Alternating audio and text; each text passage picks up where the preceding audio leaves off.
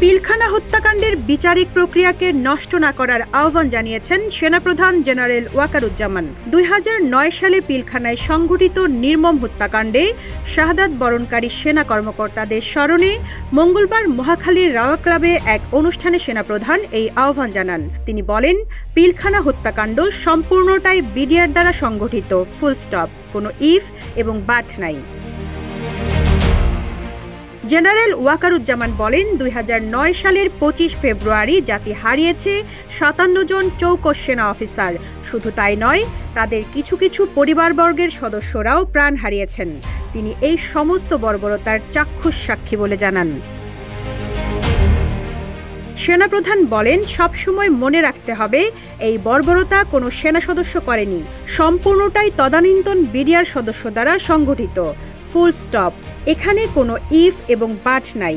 এখানে যদি ইফ এবং বাট আনেন, এই যে বিচারিক কার্যক্রম এতদিন ধরে হয়েছে, 16 বছর ধরে, 17 বছর ধরে, যারা জেলে আছে, যারা কনভিক্টেড, সেই বিচারিক প্রক্রিয়া ব্যাহত হবে। এই জিনিসটা খুব পরিষ্কার করে মনে রাখা প্রয়োজন। যে সমস্ত সদস্য শাস্তি পেয়েছে তারা শাস্তি পাওয়ার যোগ্য। দেশ জুড়ে তোলপাড়, ওয়ালটন ফ্রিজ কিনে আপনিও হয়ে যেতে পারেন মিলেনিয়ার। জেনারেল ওয়াকারুজ্জামান বলেন, এখানে কোনো রাজনৈতিক নেতৃবৃন্দ এর মধ্যে উপস্থিত ছিল কিনা, ইনভলভ ছিল কিনা, বাইরের কোনো শক্তি এর মধ্যে ইনভলভ ছিল কিনা, সেটার জন্য কমিশন করা হয়েছে।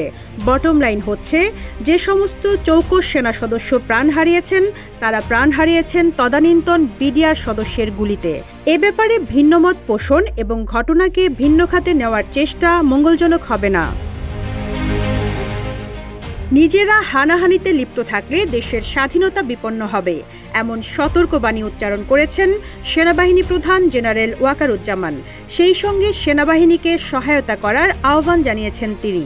নির্বাচনের বিষয়ে সেনাপ্রধান বলেন, আমরা দেশে একটা ফ্রি, ফেয়ার অ্যান্ড ইনক্লুসিভ ইলেকশনের দিকে ধাবিত হচ্ছি এবং তার আগে যে সমস্ত সংস্কার করা প্রয়োজন, অবশ্যই সরকার সেদিকে হেল্প করবেন বলে মন্তব্য করেন সেনাপ্রধান।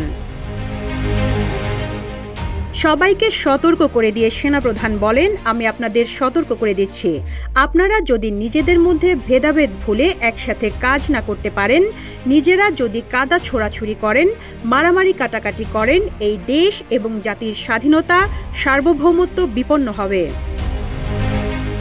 রিজওয়ানা রিন্তি, ইত্তেফাক।